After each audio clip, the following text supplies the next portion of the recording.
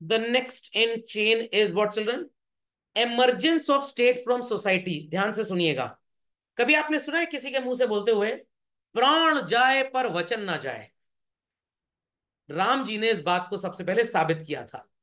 एक so called धोबी ने कुछ बोल दिया था सीता जी के अगेंस्ट, तो उन्होंने सीता जी को छोड़ दिया था।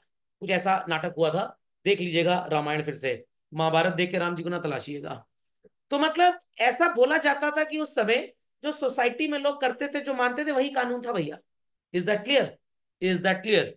जो मोहम्मद दी प्रॉफिट को अल्लाह से मैसेजेस आते थे, वो लोगों के अंदर उसको प्रोपोगेट करते थे, माना जाता था वो सही बोल रहे हैं। आपको नहीं पता क्या सही है क्या गलत है, बट जो आपके दादाजी ने पापा को बताया, पापा मम्मी ने आपको बताया, आपने उसको क्या मान लिया? सही मान लिया। तो क्या बच्चों, जब मैनकाइंड आया डे वन से, क्या ये स्टेट आर्टिकल 12 फंडामेंटल राइट्स ऐसा कुछ था? नहीं था। सबसे पहले क्या थी? सोसाइटी ही थी। क्या थी?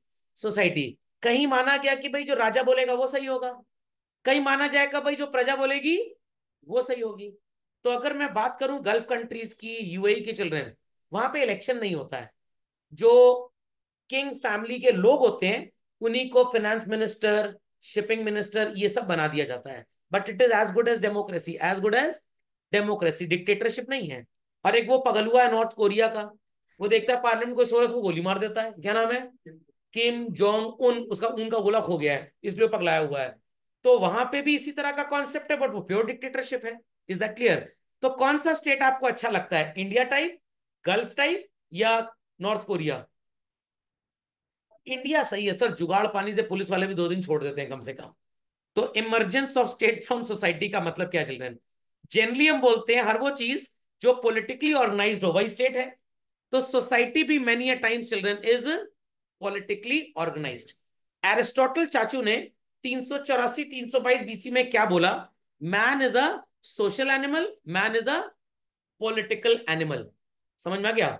तो सोसाइटी का मतलब समझिए बच्चों, association of human beings, association of human beings. आपकी मम्मी की 5-10 आंटियां सहेलियां दोस्त हैं, किटी पार्टी चल रही है, जो रूल वहां बन गए वो सबको फॉलो करने हैं। बट रियलिटी बताऊं बच्चों, अगर आपके घर में किटी पार्टी चल रही है, बस आप पुलिस को फोन कर दीजिए, सारी आंटी जेल में जाएंगी। वो जो हाउसी खेलती है नंबर काटने के, वो सट्टा है और कुछ नहीं है, क्योंकि उसको कानून की कोई वैलिडिटी नहीं है। 50 लोग मिलके मोहल्ले में मुर्गी की लड़ाई में पैसा लगा रहे हैं, एक पुलिस को फोन कर दीजिए, सब मुर्गा बन जाएंगे जेल में। It is gambling, it is gambling, क्योंकि हमारा कानून इन बातों की इजाजत नहीं देता। अच्छा सर, अब समझ में आया, man is a social animal. और हाँ, चिड़िया की लड़ाई होती है, पैसा नहीं लगाना उसमें। और जब उसका जुगाड़ पानी लग जाता है और छूट जाता है, तो man is a political animal who live in a collective life and form social relations to fulfil the needs of life. Social relation मतलब भाई किटी पार्टी ज्वाइन कर ली, जिम ज्वाइन कर लिया। तो जब आप सो कॉल्ड किसी के घर पार्टी वार्टी में जाते हैं, डांस वांस करते हैं, उन्होंने आपको बुलाया, शादी ब्याह हो गया, फिजिकल रिलेशंस आर देयर। आप सो कॉल्ड दूसरे के दुख से बहुत दुखी हैं, और दूसरे की खुशी से तो उससे भी ज्यादा दुखी हैं, ये मनुष्य खुश काहे है। It is emotional relationship. समझ में आ गया? लोगों को बता दिए ये ट्रिपल डी कैटेगरी के म्यूचुअल फंड में पैसा लगा दो ताकि पैसा घुस जाए उसका पूरा। It is intellectual society. Sir, मुंह माया में कुछ नहीं रखा, सब त्याग दे रहे हैं सर। बाबा रामदेव को ज्वाइन कर लिया है, 4,000 करोड़ कमाए थे सर वो। हम भी सर 10-12 हजार करोड़ की सेटिंग लगाए हैं। It is what? Spiritual. Is that clear और नॉट? तो ये भी एक तरह का क्या हो गया बच्चों? State. So presence of societal institution like families, clans. ये शब्द आपने पहली बार सुना होगा। पता है क्लैन क्या होता है? मैंने भी पहली बार सुना था। मेरे पंडित जी ने दीपावली की पूजा कराई बहुत साल पहले, मेरे से पूछे तुम्हारा गोत्र क्या है। I started looking to my father, भाई ये क्या बोल रहे हैं, it is all so called Chinese to me. कह रहे बेटा बोल दो कश्यप गोत्र है। जैसे कुछ लोग बोलते हैं ना अपने नाम के पीछे मोहम्मद लगाते हैं, तो जो मोहम्मद साहब थे ना, उनके वंशज हैं, उनके वंशज हैं। कुछ लोग अपने नाम के आगे क्षत्रिय लगाते हैं, तो वो क्षत्रिय प्राणी बिलोंग करते हैं। ओके। तो क्लैन का मतलब सो कॉल्ड गोत्र क्या है, कुल क्या है आपका। हम भाई राम जी के कुल के हैं। राम जी के कुल के हैं? कहा है सीता मैया? अरे राम जी तो 5,000 साल पहले थे भैया। तो राम जी के बाद कम से कम 10,000 जनरेशन आ गई, फिर आप पैदा हुए हैं। तो आप उस कुल के हैं। नहीं समझे बात को? समझ में आ गया? तो so called then there formed tribes. ये ट्राइब्स क्या होती हैं? सर हमारे इलाहाबाद में एक NCZCC हमारा ट्राइब्स इंडिया करके सर एक दुकान है सर, ये वही है सर। ये ट्राइब्स नहीं होती हैं भाई। What are the tribes? Tribes बता सकते हैं आप मेरे को? सबसे पहले फैमिली बनी, फिर उससे बिछड़ते बिछड़ते राम जी की फैमिली, अयोध्या में परिवार बना। उससे बिछड़ के जो राम जी का परिवार था वो एक, फिर लक्ष्मण जी वाला एक, शत्रुघ्न और भरत वाला एक। जैसे सर जैसे मान लीजिए मिस्टर एक्स एक परिवार में थे, ठीक है। एक्स के 4 बच्चे हुए, कितने?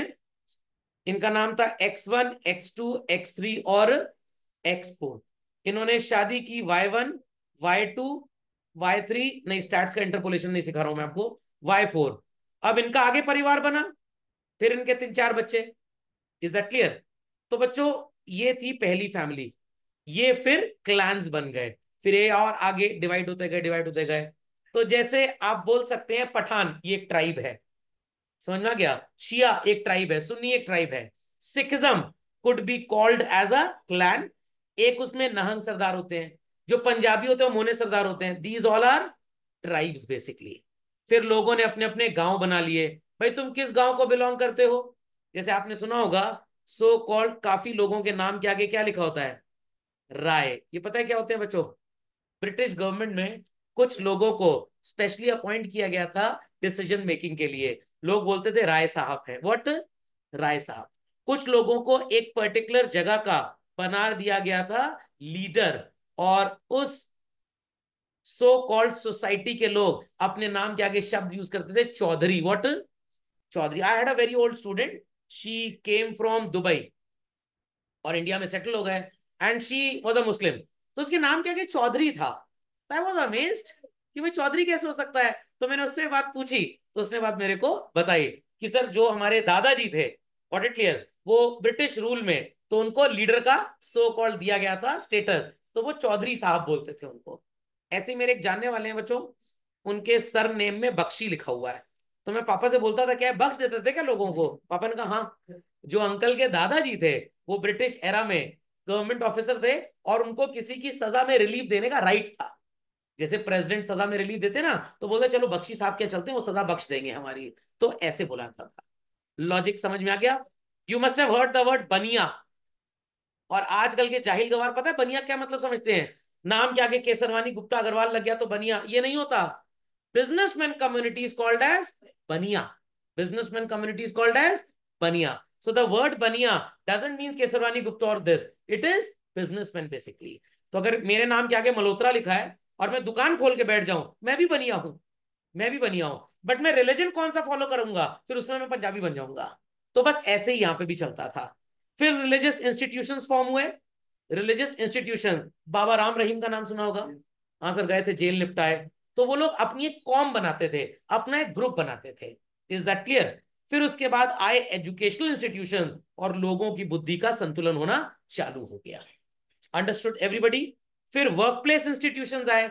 अगर आप काम करते हैं किसी फैक्ट्री में, तो पता है आपको क्या बोला जाएगा? ये लेबर है, क्योंकि फैक्ट्री में काम करने वाले को लेबर बोला जाता था। अभी अंबानी जी के यहाँ शादी थी, मेरे कार्ड आया था, मैं जा नहीं पाया, बिजी था क्लास में। तो उनकी बहू का नाम क्या है, जो नई बहू आई है? राधिका मर्चेंट। मर्चेंट नाम क्यों रखा गया? सर वो मर्चेंट ऑफ वेनिस प्ले में एक्ट की थी उनकी दादी अम्मा।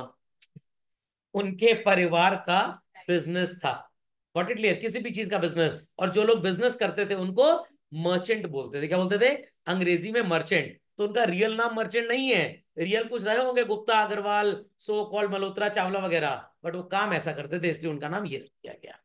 Is that understood? तो अगर आप राजस्थान में किसी अग्रवाल को पकड़ेंगे तो वो बताएगा मेरा जो जात है, मेरा जो गोत्र है वो मारवाड़ी है। बट अगर यूपी में किसी अग्रवाल को पकड़ लेंगे तो कहेगा मैं बनिया हूं।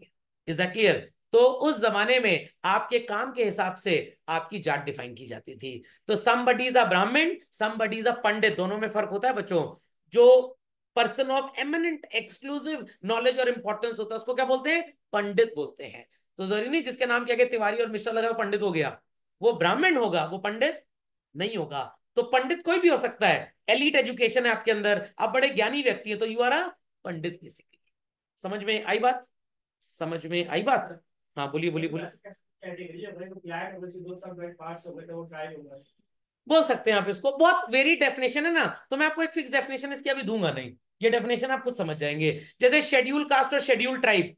अब शेड्यूल ट्राइब वर्ड का क्या मतलब होता है? सरकार के एक सो कॉल्ड कागज के अंदर कुछ जातें ऐसी, कुछ कास्ट ऐसी हैं जिनको स्पेशल बेनिफिट दिया गया। उस शेड्यूल के अंदर जितनी कास्ट लिखी है वो सारी की सारी शेड्यूल ट्राइब्स हैं। किसी के नाम के आगे गोंड वर्ड है, what?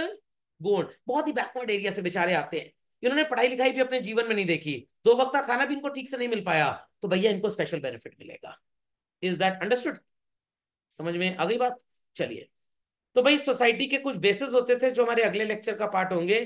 Kinship, affinity, language, religious, common consciousness and traditional territorial affinity. Sindhi नाम सुना है? सिंधी, हर वो इंसान जो सिंध के पास रहता था उसे सिंधी। पंजाब में रहने वाला हर इंसान पंजाबी होता है, नाम के आगे जैन लिखा होगा धमाकेदार पंजाबी बोलेगा। पाकिस्तान के कितने मुस्लिम्स ऐसे होते हैं जिनको बड़ी अच्छी पंजाबी बोलनी आती है, वो वहां का एक्सेंट है। तो ये सोसाइटी टेरिटोरियल एफिनिटी के हिसाब से बन गई। किसके हिसाब से? टेरिटोरियल एफिनिटी के हिसाब से। समझ में आ गया? कुछ लोगों को आपने सुना होगा दिन भर राधे राधे, हरे कृष्णा।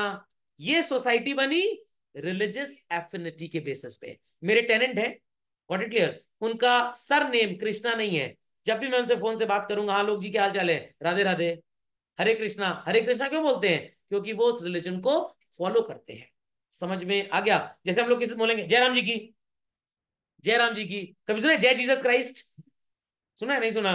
तो जयराम जी की क्यों बोलते हैं? भाई हम लोग राम जी को फॉलो करते हैं। समझ में आ गया? और आप चले जाए बालाजी, लोग बोलेंगे जय हनुमान, ज्ञान गुण सागर, तो वो लोग हनुमान जी की कम्युनिटी को बिलोंग करते हैं। हाँ ऐसे ही बोलते हैं। अब बुद्धिज्म में मैंने नहीं सुना किसी बोल जय Gautam Buddha. Is that clear? चलिए, तो आएगा। तो भाई सोसाइटी होने के लिए जरूरी चीजें या रीजन क्या है क्यों सोसाइटी फॉर्म होती है? नेसेसिटी। आपके पापा क्यों हर शादी ब्याह में रिश्तेदारों के घर जाते हैं? अरे हम किसी के यहाँ जाएंगे तो हमारे यहाँ भी कोई आएगा। पर सिर्फ डेथ में आदमी खाया जाता है, हम गए किसी डेथ में हम मर जाएंगे, पता नहीं आएगा ही नहीं आएगा। इसकी जरूरत है। लाख रिश्तेदारों से मन मुटाव हो जाए, अरे भैया चलो, अपने आप तो भीड़ इकट्ठी करनी है। Is that clear? It's a legal necessity. चलो कोई बात नहीं, उसने कुछ भी किया, कुछ भी किया, थोड़ी सी कर्टसी है, बेचारे का साथ दे ही देते हैं। मोरालिटी है, लोग जा रहे थे, किसी का अस्थि कलश जा रहा था, ताली बजाएंगे, बहुत अच्छा हुआ मर गया। नो, मोरालिटी है आप भगवान से मृत आत्मा की शांति के लिए कुछ अच्छा मांग ले। हमारे आपकी आपस की अंडरस्टैंडिंग से हमारा आपका सोशल रिलेशनशिप बनता है। और जब ये पॉलिटिकल सोसाइटी आ गई तो फिर इंसान दलिद्दर हो गया और अग्रीमेंट और कॉन्ट्रैक्ट्स बनने लग गए। तो यहां तक अगर आपने रिश्ता नहीं निभाया, उसका कोई भी करेक्टिव एक्शन नहीं है। यहां पे अगर बर्थडे में किसी को बुला नालायक नहीं आया, मन तो करता है कोर्ट केस कर दें, इतना महंगा खाना था जाहिल आया नहीं। बट सोशल रिलेशनशिप है, कोर्ट में केस नहीं हो सकता। तो जब बच्चों सोसाइटी किसी कानून या नियम के तहत चलती है, तो आपको एक सुप्रीम अथॉरिटी को फॉलो करना पड़ता है, और उसी सुप्रीम अथॉरिटी को क्या बोलते हैं? स्टेट। समझ में आ गया? वो मूवी देखी है बाहुबली? वहां पे एक आंटी जी बैठी रहती थी, क्या नाम होता था उनका? शिवगामिनी देवी। तमीज से नहीं बोल रहा, धैर्य। शिवगामिनी देवी। क्यों शिवगामिनी देवी जो बोलती थी वो लोग फॉलो करते थे? बिकॉज सब लोग उनको सुप्रीम अथॉरिटी मानते थे। जो शिवगामिनी देवी बोलेंगी वही होगा। तो शिवगामिनी देवी वॉज स्टेट, हम व्यवस्था है। नहीं समझ में आई बात? समझ में आ गया? अब मेरे को मोदी जी की एक बात बहुत खराब लगती है, बाकी सब अच्छा लगता है। हमारे टीचर ने इकोनॉमिक्स में पढ़ाया था 11th क्लास में, जब मैं बॉयज स्कूल में पढ़ता था। RBI has the monopoly of note issue. तो मोदी जी काहे चले आए 8 नवंबर 2016 को कि कल से नोट नहीं चलेगा? तो यहां पे मोदी जी ने अपने आप को स्टेट मान लिया था। इज दैट क्लियर और नॉट? पक्का? तो जब आपके जान पहचान में कोई दबंगई करे, कोई चुलबुल, जो हम बोल रहे हैं वही माना जाएगा, तो क्या बोलोगे? स्टेट हो क्या तुम? बड़े चौधरी बन रहे हो तुम। तो जब आप किसी बोलते हैं बड़े चौधरी बन रहे हो, आप क्या बोलेंगे? बड़े स्टेट बन रहे हो तुम। समझ में आ गई बात भाई? चलिए, तो भाई इसको आज फिनिश करेंगे, फिर डेफिनेशन ऑफ स्टेट अगले लेक्चर में लेंगे। तो state fulfils the need of political organisation of a society to realise the purpose of collective living. Nirmala Sitharaman मौसी ने बजट दिया और वो बोले 90% टैक्स लगेगा। लोग कहेंगे सन की सुपारी देते हैं किसी को। क्या ये पर्पस ऑफ कलेक्टिव लिविंग है इतना टैक्स? नो। तो सरकार भी भैया नियम ऐसा ही बनाएगी जिससे लोगों को ज्यादा नुकसान ना हो। तो state is formed always out of society. तो दुनिया हमारे आप से ही बनती है चिल्ड्रन। तो अगर सोसाइटी ही ना होती स्टेट होता, लोग ही ना होते। क्यों मोदी जी ने बोला करो लॉकडाउन? कुछ लोग बोलते हैं अरे मोदी जी का टेंशन है, मरे जो मर रहा है। भैया जब लोग ही नहीं रहेंगे तो ठेंगा किसी को कंट्रोल करोगे? मिलेगा टैक्स, होगी इकोनॉमिक एक्टिविटी, देश चलेगा ही नहीं। तो इसलिए लॉकडाउन करना बहुत जरूरी था। तो state is form to regulate the political activity of the individual for social order. Social order मतलब ऑर्डर ऑर्डर ऑर्डर, जैसा वाला no, law and order maintained रहे basically. Fundamental logic is clear. तो क्यों पुलिस वालों के पेट में दर्द होता है जब आप हेलमेट पहन के गाड़ी नहीं चलाते? भैया मर जाओगे। Got it clear? तो एक तरह का सोशल लॉस घर को होगा, इकोनॉमिक लॉस कंट्री को होगा। नहीं, हम पुलिस वाले बोले हम किसी लायक नहीं है, हमारी मम्मी सुबह शाम बोलती है तुम नालायक हो, तो इसलिए हम हेलमेट भी नहीं पहने। So state depends on the society for its existence and not vice versa. कहने का मतलब सोसाइटी होगी तो स्टेट होगा, स्टेट के होने से सोसाइटी नहीं बनेगी। ओके, ये हमारे मैकडॉनल्ड के बड़े भैया थे मैकाइवर। इन्होंने बोला मॉडर्न स्टेट का मतलब क्या है? Family, church, club. हाँ सर, आप समझ गए sir. Owe their origin nor their inspiration to the state and social forces like custom competition में प्रोटेक्ट एंड मॉडिफाई। कहने का मतलब किसी जमाने में लोग बोला करते थे जो चर्च ने बोल दिया दुनिया वही मानेगी। आपने बच्चों ये सुना है शिरोमणि गुरुद्वारा प्रबंधक कमेटी? इंडिया नहीं बच्चों, वर्ल्ड के सारे गुरुद्वारों में जो रूल फॉलो होता है वो इन्हीं का फॉलो होता है। ये है कहां पे सर? गोल्डन टेम्पल अमृतसर, सुना आपने? वो हेड सिखिज्म का इंस्टीट्यूशन माना गया है। वहीं बैठ के सारे नियम कायदे कानून सिखिज्म से रिलेटेड बनाए जाते हैं। Is that clear? बाकी भिंडरे वाला का नाम आपने सुना होगा। इंदिरा गांधी जी ने जो सो कॉल्ड तोप लगा हुए उड़वा दिया था वहां पे, इसलिए सिख उनके अगेंस्ट हो गए थे। वैसे ही बच्चों, अगर हमें ये डिसाइड करना हो कि भाई when we will celebrate Christmas, तो आपने वेटिकन सिटी के जॉन पोप, क्या नाम है उनका, पोप जॉन पॉल, पहले तब शायद चेंज हो गए हैं, जो वो बोलेंगे माना वही जाएगा। तो हमने एक पर्टिकुलर एरिया को एक्सट्रीम फॉलो अप दे दिया, जो वो बोलेंगे वील फॉलो दैट। तो सिखिज्म रिलीजन के केस में शिरोमणि गुरुद्वारा प्रबंधक committee is a state, is a state. Is that clear? Is that clear children? तो एक जमाना था बच्चों जो चर्च में बोला गया पूरी कम्युनिटी को उसको फॉलो करना होता था, और क्रिश्चियंस आज भी इसको फॉलो करते हैं। बट जो राम टेम्पल में बोल दिया गया सब फॉलो करेंगे। रामनवमी 2 दिन नहीं, हम तो परसों मनाएंगे। क्यों सर ऐसा है? क्योंकि हिंदुइज्म बड़ा डाइवर्सिफाइड है, इनके भगवान ढेर सारे, मार्केटिंग बहुत है इनकी। Is that clear? Is that clear? तो भाई for the church common God, for Sikhism common God, Hinduism everybody has their common God. कोई जय माता दी, कोई साईं बाबा, कोई सौरभ बाबा, कोई आप बाबा, कोई हम बाबा, सब अलग अलग फॉलो करते हैं। डाइवर्सिफाइड कल्चर है क्योंकि, और accordingly we keep on protecting and modifying. तो अभी कुछ दिन पहले पता लगा एक वो कोई शहीदी दिवस था और एक गुरु गोविंद सिंह जी या किसी की बर्थ एनिवर्सरी थी। तो एसजीपीसी वालों ने बोला नहीं ये डेट गलत है, हमने उसको रीअसेस किया, ये डेट इस दिन पड़ती है। तो पहले वो छुट्टी स्कूलों में नवंबर में होती थी, अब जनवरी में होने लग गई। तो जो ये बोलेंगे पूरी दुनिया में फॉलो होगा among Sikh religion. Is that clear? Is that clear children? क्या पाकिस्तान गुरुद्वारा वो भी इनको फॉलो करते हैं? समझ में आ गया? समझ में आ गया? अब जैसे 18 साल की उम्र चाहिए लाइसेंस बनवाने के लिए, जम्मू कश्मीर के नहीं, हमारे यहाँ 14 साल वाले मान्य है। तो मतलब वहां स्टेट का डेफिनेशन फर्क है फिर। ओके, तो social forces like custom competition protect and modify but certainly do not create, and social motives like friendship or jealousy which also establishes some relationship but so called ये state के अंदर बच्चों नहीं आएगा, क्योंकि ये politically organized नहीं है। समझ में आ गया? अगर भारत सरकार बोले हर इंसान के 4 दोस्त कम से कम होने चाहिए, 15 साल का टाइम दे रहे हैं, 4 दोस्त बना लो नहीं तो 3 महीने की सजा है, तो friendship is a concept of state. Else आप दोस्त बनाए ना बनाए आपकी मर्जी। लॉजिक समझ में आया कि नहीं आया? सर क्यों 4 दोस्त होने चाहिए? घाट तक पहुंचाए कौन? सर हम इस्लाम फॉलो करते हैं, गड्ढा कौन खोदेगा? Is that understood? So the state in a word regulate the outstanding relationship of men in society. लड़कियां कहेंगी चलिए अच्छा हो हम लोग बच गए, यहां पे मेन का मतलब ह्यूमन बीइंग है। लॉजिक अंडरस्टूड वेल बच्चों? समझ में आ गया? तो स्टेट का मतलब क्लियर हो गया। क्यों स्टेट की जरूरत पड़ी है समझ में आ गया? क्योंकि लोगों का जो एरिया ऑफ ऑपरेशन है बहुत ज्यादा है। तो आप अपने मन से दोस्त बनाए ना बनाए आपके ऊपर है। बट अगर आपको बोला गया सड़क पे गाड़ी चलाने के लिए लाइसेंस चाहिए तो लाइसेंस चाहिए, वहां पे आपकी मर्जी ऑर्गेनाइज नहीं होगी, आपकी मर्जी नहीं चलेगी। ओके, तो आज की सेवाएं यही समाप्त होती हैं। वीडियो को लाइक वाइक कर दीजिएगा।